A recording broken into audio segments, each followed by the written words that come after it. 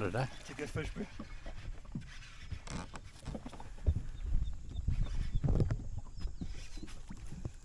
Good. Good. Come aboard. There you go, boys. Boom. First fish of the morning. Lovely. Check that pesca frog, bro. In the mouth, boys. In the mouth. What's that? Second or third cast of the morning.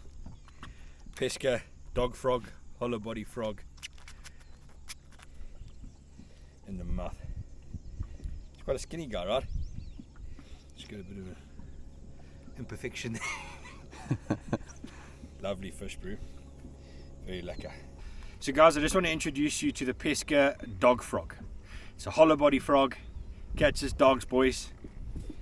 And some of the key features of this frog when developing this frog with the factory was profile, size, and some of the technical details that go into it. So essentially it's a hollow body frog. It floats on the surface and it comes over any kind of vegetation exceptionally well. Okay, we've gone for some good quality hooks on it, but what's very, very important as well is the collapsible body that we have. So as a fish bites down on it, those hooks get exposed.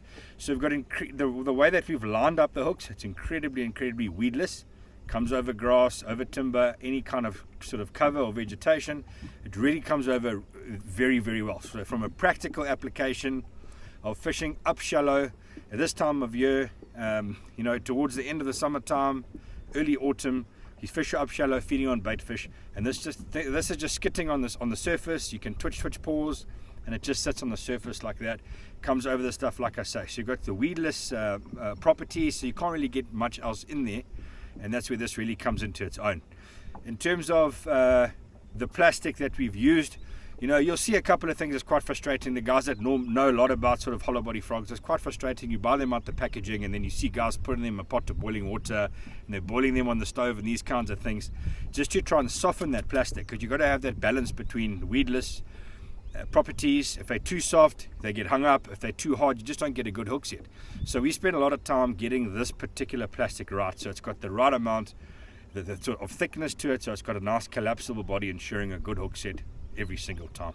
So that's just one of the key benefits. The weight of it is outstanding. You can cast it a mile, and the profile of it, the shape, the profile, the size, that is for me my personal preference. That's why I went with this particular size. I just think it gets more bites, it gets good fish, gets big fish. So I was very happy with that, and that's the one that we decided to settle on. There's a whole bunch of different colors. It also comes with fairly oversized legs or tassels or skirted material here that will flare out in the water, you know, when it's floating at rest. So these will flare out on the surface, and that allows you to customize it. You can trim them, you can trim one. Some guys like to trim one shorter than the other, give it a bit of a different walking action. So it just gives you that flexibility and versatility. So that's the basic story, guys. I fished it on 50-pound braid, nice heavy action rod, frog rod. Pesca Pro Series frog swim jig rod will be a great rod for that. And that's it. Throw it around, twitch it around the shallow stuff this time of the year when the water's warm, and you'll definitely get yourself some good fish, guys. So yeah, check it out. Get out there, catch yourself some dogs on the Pesca dog frog. 1.76. Nice. 1.7, yeah, not bad. Good way to start the morning. Let's get the release.